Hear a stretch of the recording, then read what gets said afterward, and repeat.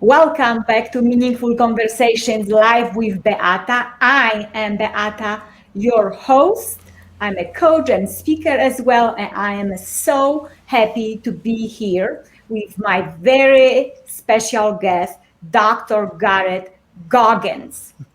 Again, I hope I did it well, Garrett. That was perfect. You did it perfectly.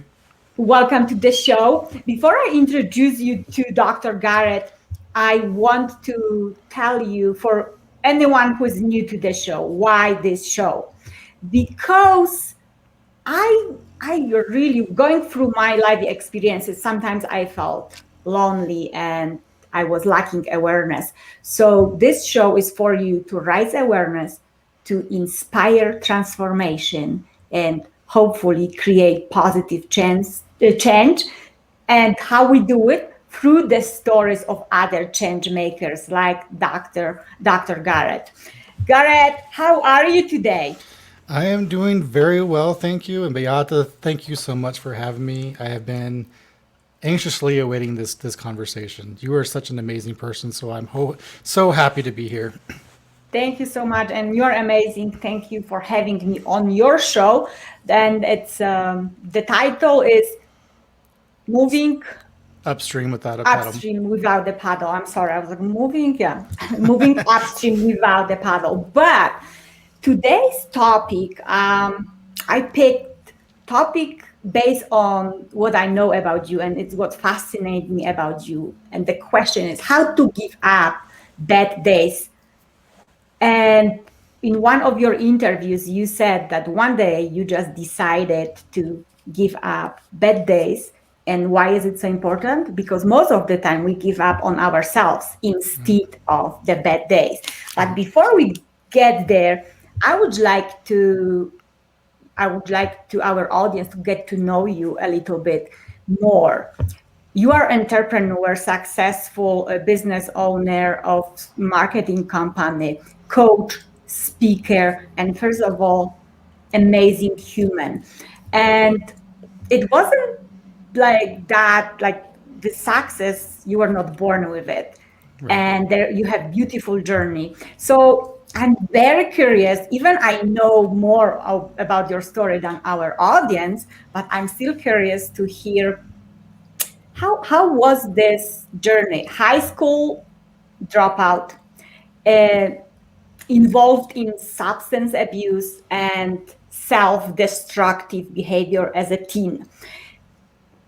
Somehow was able to go back, finish this high school, and even got your doctor degree. Hmm. And you called yourself today, and well, a second, mindset engineer. Yes, Correct. mindset engineer. So your doctor degree is around engineering. Is that true?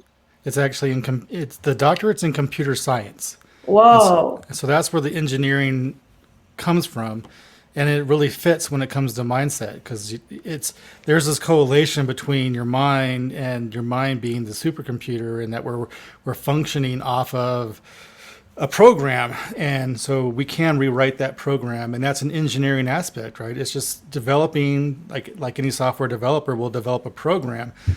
We're doing the same with our lives. We're trying to figure out who it is we want to be, what life is it that we want to live, and then we just toss in, the aspects of that life into our programming, and that's engineering this the best life that we could possibly live. So, yeah, that's where the mindset engineer came from. And people ask me a lot about why my degree is in computer science and what does it have to do with mindset coaching or mindset engineering. And honestly, there's not a whole lot because they're different animals. But what my doctorate did allow me to do was it taught me how to learn, and how to learn in a deeper level to really investigate things.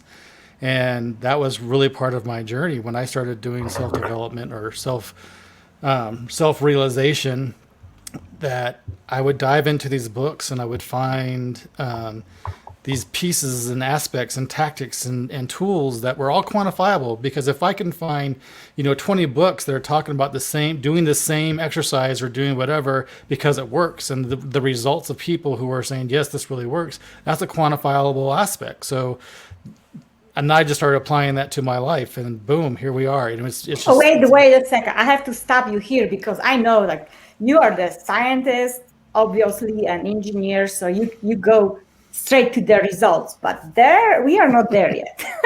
all right. So, yeah. So as I said, you had some kind of journey. Not everyone who drops a high school goes back, finish, and achieve doctor degree. So you were able to do it. Seems like you had great mindset already back then.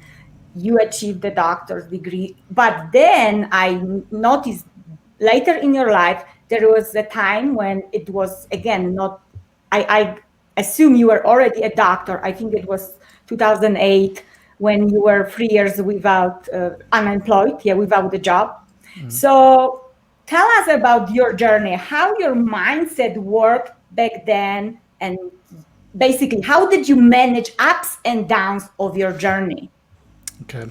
Well, I actually didn't have my doctorate then. So in 2009, well, so let's go back. So yes, I ran away from home when I was 16 years old, and I dropped out of high school.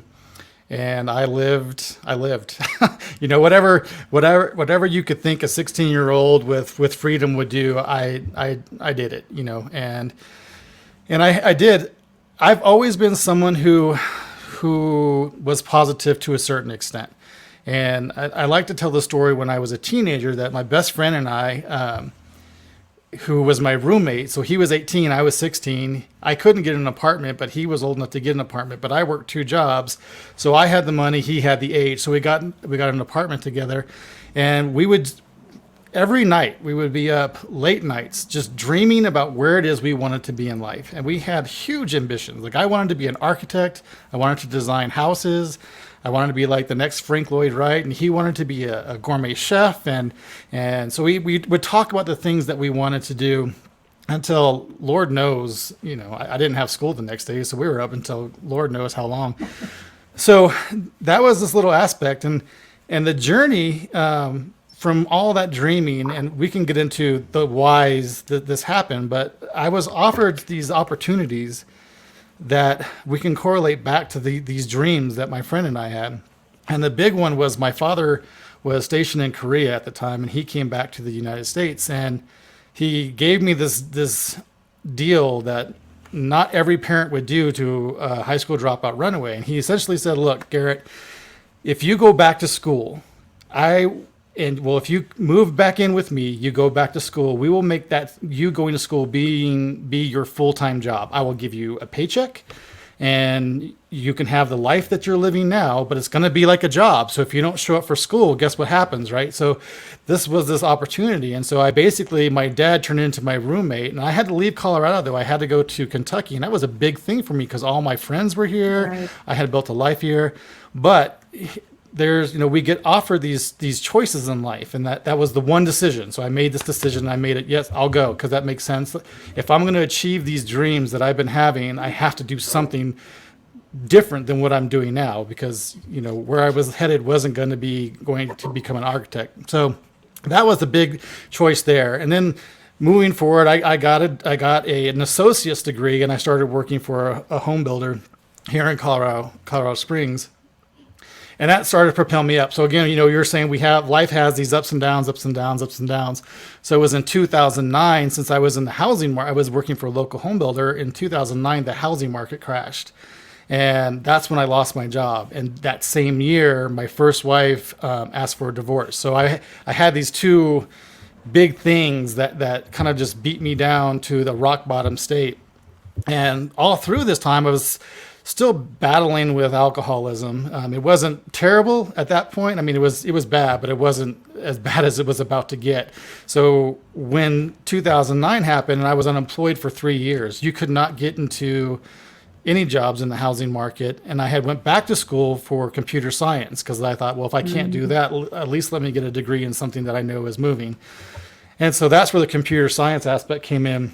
and finally landed a job in Colorado Springs doing that.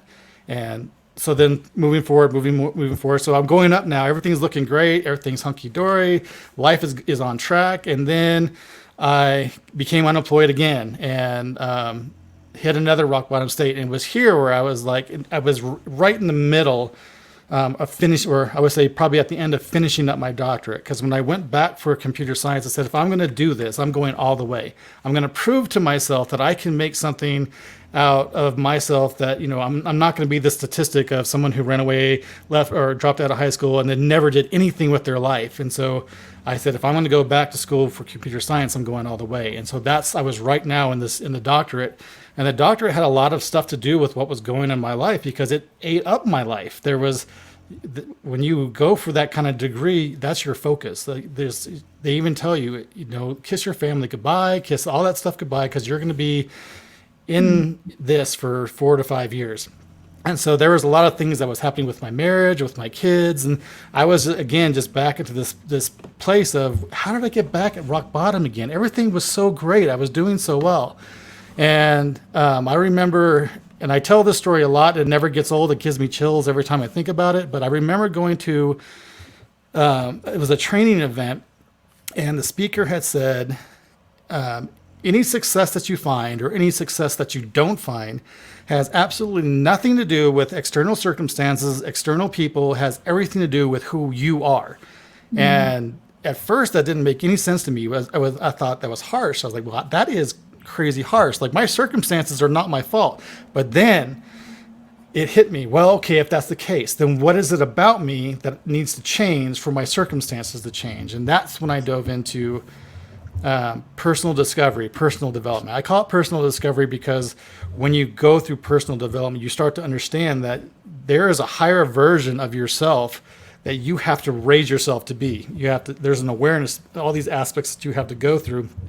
And that's a discovery process of who you are and who you want to be. So when you discover all that, then this is where the engineering aspect takes in. We begin to engineer that life.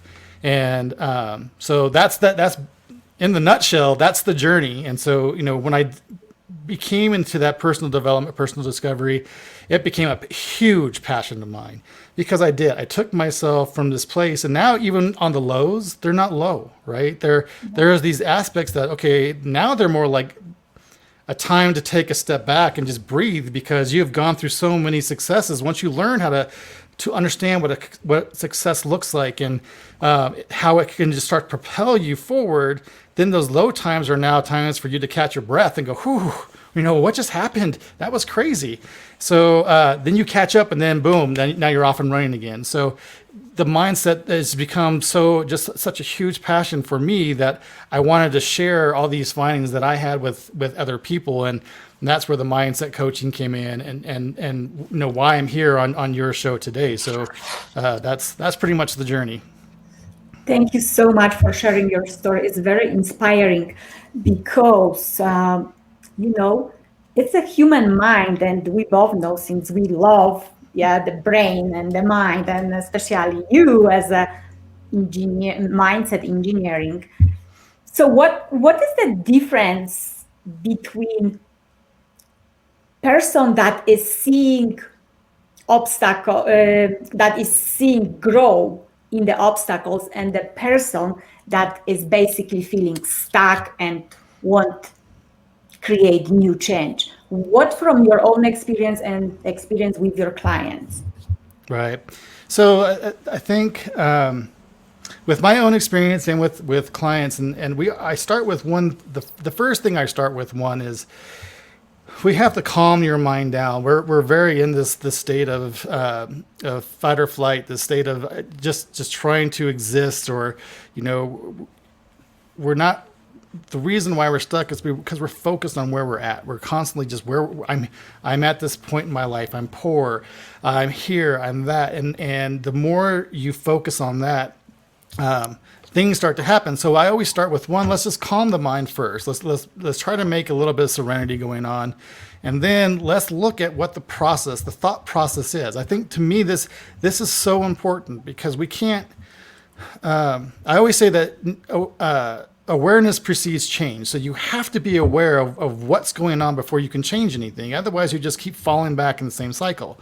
So if we look at the thought process, which you and I both went through the thinking and results. So Bob Proctor was very good at explaining what the thought process is. And we have the stick person. We can talk about all that, but we really go through the cycle saying, look, whatever your conscious thought is at any given moment in time, that conscious thought is going to impress into your subconscious mind. And our subconscious, it generates these feelings and emotions, and it really is done through habit. So if I'm focusing on my current situation, which is poverty or being unhealthy, or where my weight is at, or any aspect that's negative, and we focus on that, it's going to impress into our subconscious, which is going to generate feelings or emotions that coincide with that conscious thought. So if we're talking about negative points of our life, what's that emotion? It's depression, it's anxiety, it's all those negative things. And so then we have to understand that it's those emotions, of those feelings, that start to generate the actions that our body is going to do. Again, habitually, what are we going to do habitually based off of those emotions? Well, what do most people do when they're depressed? They really don't do any actions. A lot of us curl up on the couch, or we find some way to really escape into our own selves. We don't go out in public anymore because we just habitually wallow in it, right? And so then now what? Well, now that we're in this depression state and our actions aren't really producing anything, we still have the same result. We haven't grown. We haven't done anything. We're in the same place. So we're still consciously thinking about that, impressing the subconscious mind, generating more feelings of depression, having the same result. So there's the cycle. And so that's the big thing, is say, okay, now you know what that looks like. How do you change that? Well, you change what you're thinking about. You stop thinking about your current results. And then when I said we could go back to when I was 16, this is where you can really apply to what happened in my life, right? Because I was in a bad place, but I had dreams and aspirations of where I wanted to go in life. And I focused on that continually. So although at one point I was even homeless, I was living out of my car, but that didn't matter because I knew where I wanted to be. And so looking back, I realized that as I focused on that dream, that new result, not where I was currently, but the new result, and those nights that we would stay up, there was an excitement. There was this anticipation, was the feeling that I was having. And what happened is I started getting these results. So I was working 2 jobs. I was trying to find ways to do things, doing what I could at the time that I could do them. But an interesting thing happened. Here comes my dad, who I hadn't talked to because I ran away from home for 2 years at that point. And he says, let me give you this opportunity. And that's what this whole thing is about, right? So when we focus on this dream, these new results that we want in life, that impresses it into our subconscious mind. It generates the feelings of excitement and anticipation. We have different actions. We're actually moving towards something instead of shying away from it or retreating backwards. And as you move towards your goal begins to move towards you. So as I was doing that, my dad came offered me this opportunity, and I was well on my way to doing what I wanted in life. And then you hit the next point where there was this thing that happened. I started looking at my current results again. So when I lost my job in 2009, I was really depressed again, and I lost my wife at the same time. So here I am. Now I got back into the cycle. I changed my dream at that time because I said, okay, well, let me do computer science. And there are a lot of reasons behind that, but then I found this new goal, so I started chasing that goal. What happened? I went back to school again. I got my doctorate. I did this. I started building that life back up again, but then I went back down. And that time I said, no, I'm not focusing on my current results anymore. I'm chasing this dream. I'm doing what I wanted it to do, and everything's changed. It wasn't now I was wallowing in this depression. It was, again, forward progression to other goals and other things that I wanted, and finding successes. And once I understood that process, Beata, it was like crazy insane how things just happen, one after another, and then here we are, and it's just been the craziest ride. And so that's really that initial point, is understanding what is going on here so you can utilize that tool to get to where you want to be. I love it. I love it because I'm obsessed about mind. And I also talk about that our circumstances do not define who we can become and what we can do in life. But one of this great question you actually said, if you are on the right to the self-awareness, right, self-development or self-discovery, like Dr. Garrett said, I love your question. You said, what is about me that I need to change so my circumstances will change as well? Yes, you don't have to be product of your circumstances if you decide so. From what I'm also hearing here, you had great father that saw your potential and guided you. Not everyone has it. Yes. So Right. Right. what? And you went through divorce. You were unemployed, and you took life in your own hands. You didn't wait because you had these great foundations that one of your mentors, that your father was in a very early age, help you to get. But how about people like today? We are living in this uncertainty. COVID is thankfully, yeah, calming down, but people are still, in this circumstances that are not helping. I mean, they are not very good. People are getting divorced, people are still losing jobs or can't find jobs, homeschooling. So how to keep this positive growth mindset when your life is basically on hold because you are trying to figure out what is next, you're trying to find a job, you're trying to make these kids at home to learn something, and there's this chaos. So what is your advice, how to keep growth mindset or how to overcome that negative mindset when your life is on hold? Right. Well, I think there's a perspective aspect to it, and we'll just touch on with my kids, and I guess this is where you'll find out where how I just look at things, and people who, like you and other folks who have kind of figured out the mindset piece, we take these situations and we look at them differently. So my kids, when COVID first started, and they started doing, they had homeschool and they were like, this sucks. And this is just not where I want to be. And I was like, well, what's so terrible about, yes, you don't get to see your friends in school, but you obviously don't have to wake up at 6 o'clock in the morning to get ready for school at this point. So why are we focused on what you can't do? Let's just focus on what are these aspects that in the situations that are okay. And yes, people are getting divorced, and I don't, it's a terrible thing. It really is. And I don't want to downplay that situation because it just, but what are you doing? How are you responding to that? So during this time, I separated from my current wife, and I let that, I didn't necessarily say, okay, again, I'm in this terrible thing that's happening. Well, what did I do? I dove deeper into personal development. I said, okay, obviously there's more about me that still needs to change. And a lot of people say that too, 2020 was just terrible. It was just this rotten thing. And I look back and go, was it? Because I went from here to way up here, right? This again, the personal development. I started my podcast and the mindset coaching business. At all of that journey started at 2020, and if you look at where I started in 2020 to where I now in 2021, there's major growth. I have had so many successes amidst all this, the negative. And I remember in 2019, I vividly remember doing this live on Facebook. I said, you know what? This is Garrett 2.0 that's about to come out. And those were my exact words. I'm going to be doing these things that are going to cause this growth in me. And I look back now and I'm more like 3.0 at this point. I've jumped versions.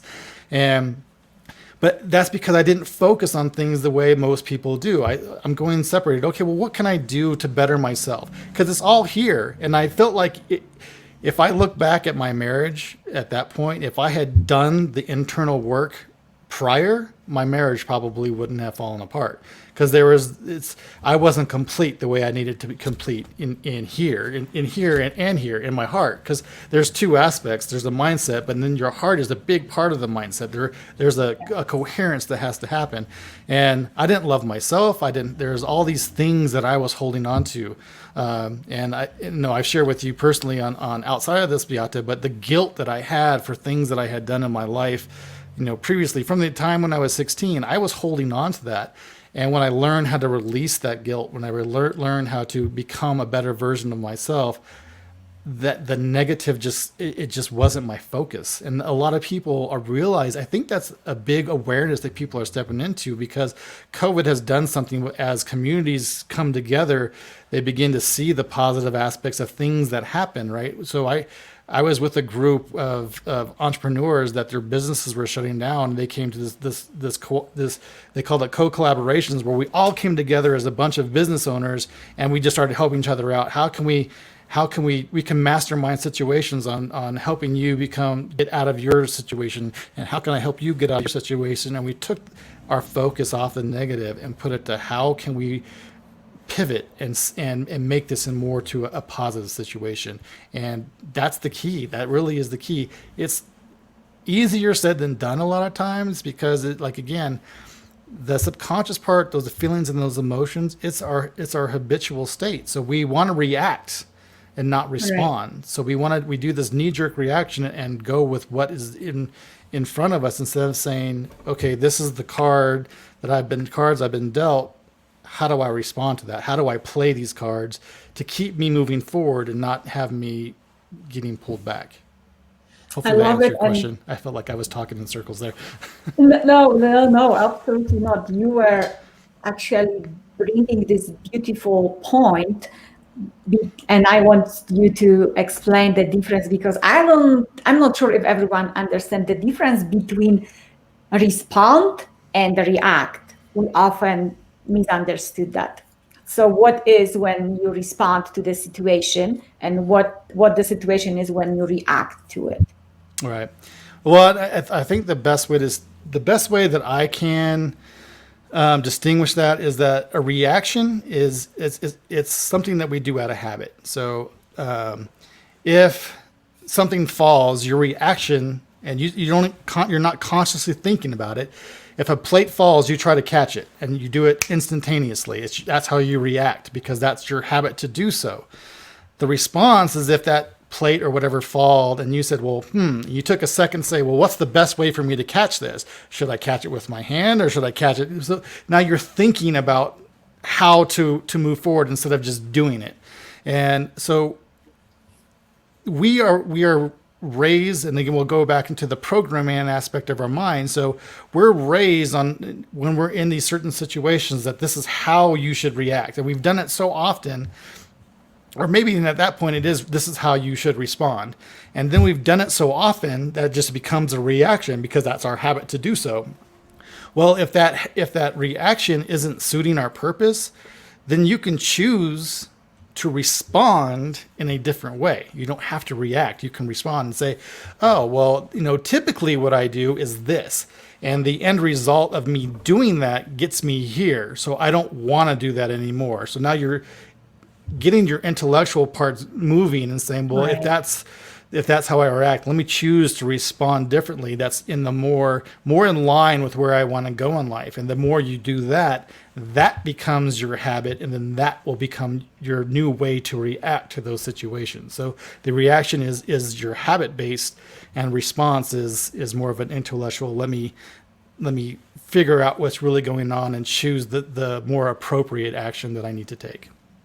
Yes, and if I can add, you talk about mind and heart coherence, and I believe that the reaction comes from our thinking. Yes, this at this moment thinking, and the response comes. And you also talk about when you calm your mind, go to the heart, and then you have your response, which is much better than the reaction. And what we are talking today about, I think, bring us, and you also mentioned that, to the point where perception basically is what you were talking all the time about.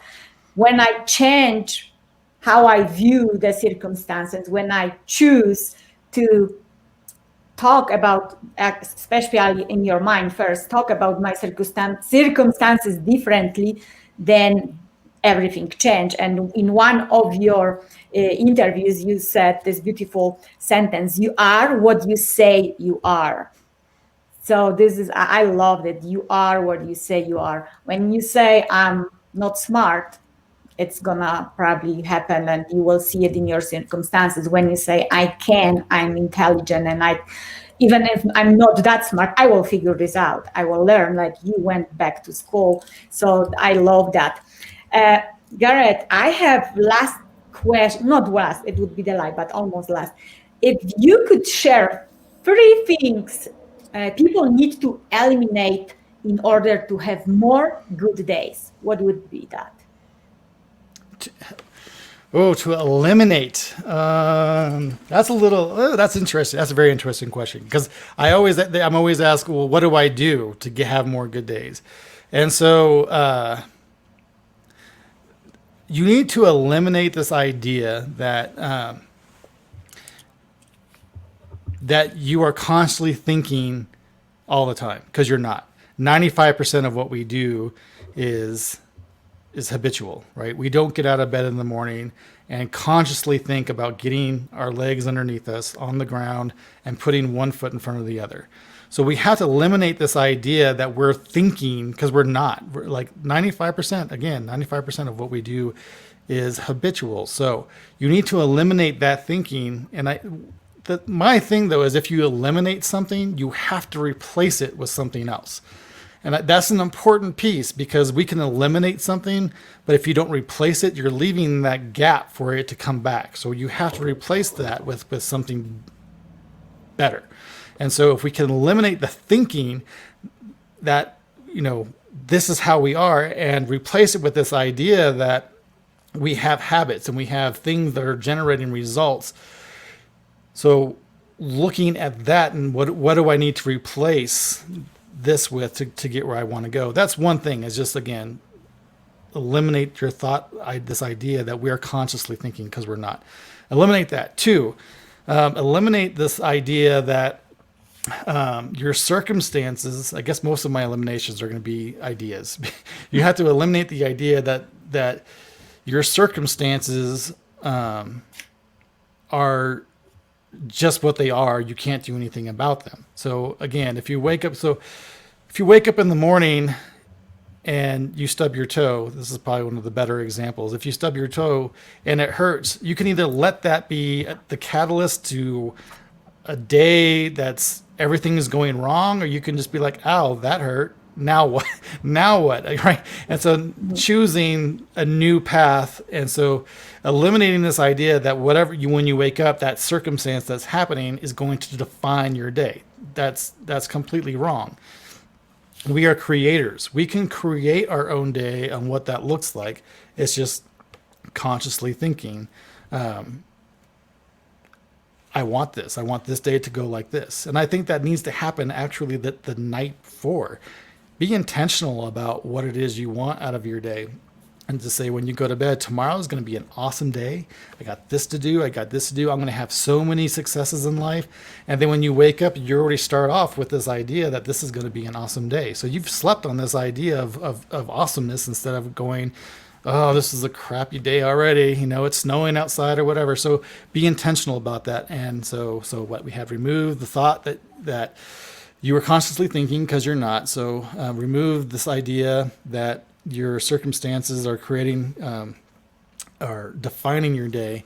And I think the other thing that we need to do is,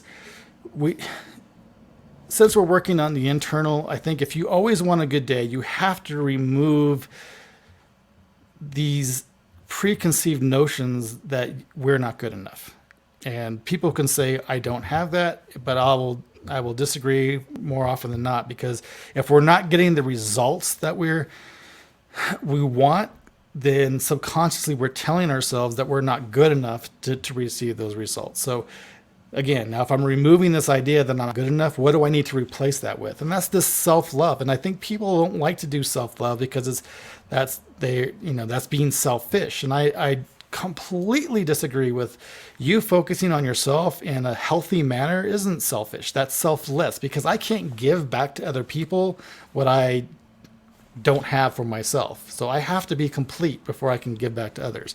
So we need to remove this idea that I'm not good enough, because you're good enough to have whatever day you want to have, and that you can be a benefit to everybody around you because you are good enough. So I think to me, those are probably the three biggest things. I love it. And just to remind everyone who is gonna watch us later, what you just said, you said number one, eliminate habitual thinking.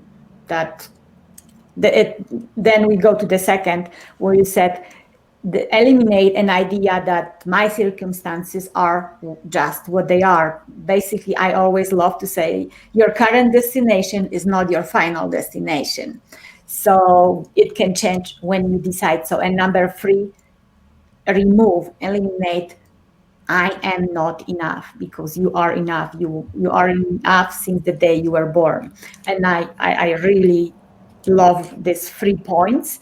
And I saw this beautiful sentence this morning, and I think it's also summarized what you just said. Every day, you must unleash the ways that hold you back, and it's what we have to do every day. And choose with awareness.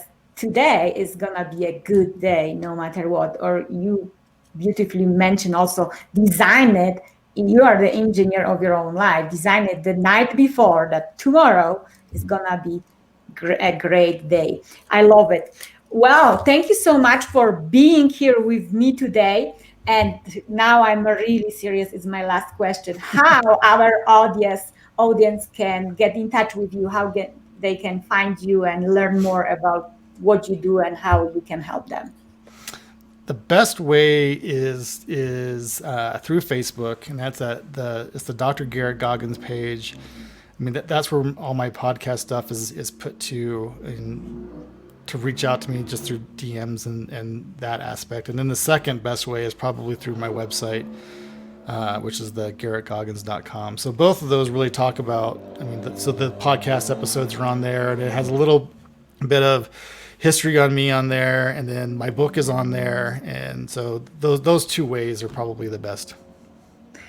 So just Google Garrett Goggans and you will find out a lot about him. But one way is Facebook, the website that we have actually on the page here, and we'll drop on the bottom of under the video. So please connect with Garrett. He is a really funny and interesting person. His story, you heard some of it, is amazing. And if you are not sure where your mind is taking you, he can help you for sure. Thank you, Garrett, for being here with me today. I really hope to see you soon and talk. I love, because you have so many points of view. I think my mind is also kind of like engineering way going. So I really look forward to the next conversation with you. Thank you so much. I wanted to thank you again. I wanted to just how much I appreciate you having me on. So I loved it. I always have good conversations with you. So I am also looking forward to the next one that we can have. Thank you. And thank you for everyone who was watching us. There is Maria Arasu. Heather, thank you so much. Alfonso, yes, I'm good. Thank you for asking. Thank you for being here. Gita, thank you so much for being here with us. And for everyone who is watching us later, please leave a comment, leave a hashtag replay that you are watching us on replay, and tell us what is staying with you from this conversation. What was the most valuable part for you? How we can help you, how we can support you. And do not forget to share with your friends and family. We all are going through challenging times, and you never know who might need to hear that conversation. Thank you so much, everyone who is here and who is gonna watch us later. Have a wonderful day or night, wherever you are in the world. Namaste.